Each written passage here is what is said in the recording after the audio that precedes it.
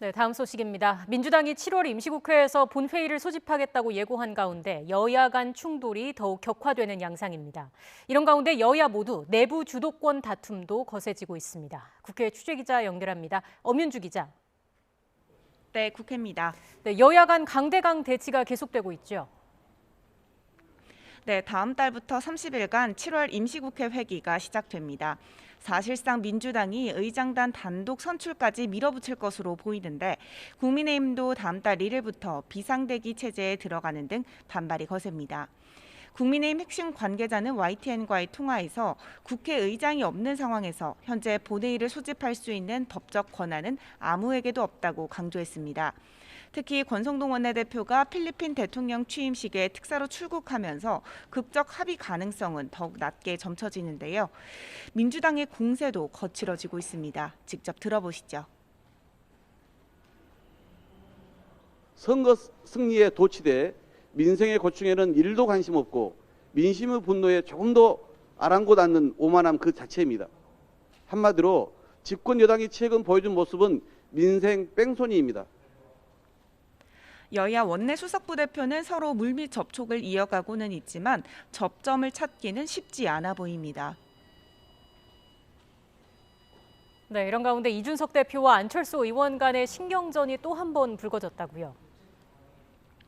네, 발단은 전날 안철수 의원이 한 방송 인터뷰에서 이준석 대표를 향해 2016년 총선 때 자신에게 20%포인트 이상 차이로 진 것이 상처일 수 있다고 언급하면서부터였습니다.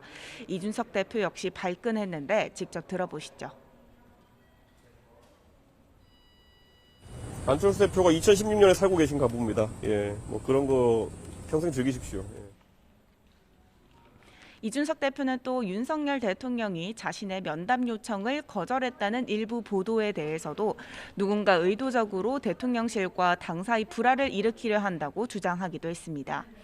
이런 가운데 정치권에서 안철수 의원이 국민의힘 수도권 당협위원장들의 모임인 2호회에서 더불어민주당 이재명 의원을 언급하며 단권 도전을 시사했다는 사설 정보지가 돌자 안 의원이 적극 반박에 나서기도 했는데요. 누군가가 악의적으로 거짓말을 퍼뜨린 것이라고 일축했는데 들어보시죠. 누군가가 악의적으로 이렇게 시선을 자기들이 아니라 다른 쪽으로 이렇게 모으기 위해서 악의적인 거짓말을 퍼뜨린 거죠. 어제 이야기는 다 함께 같이 잘해보자는 것이지 민주당 쪽에 대한 어떤 이야기도 나온 적이 없습니다. 어떤 당권 문제라든지 이재명 의원이라든지 전혀 언급하신 바가 없다는 말씀? 전혀 없습니다. 이 같은 발언을 두고 자신과 정치적으로 껄끄러운 관계인 이 대표 측을 겨냥한 데 아니냐는 해석도 나오는데 이 대표 측도 불쾌한 반응을 드러낸 것으로 전해졌습니다.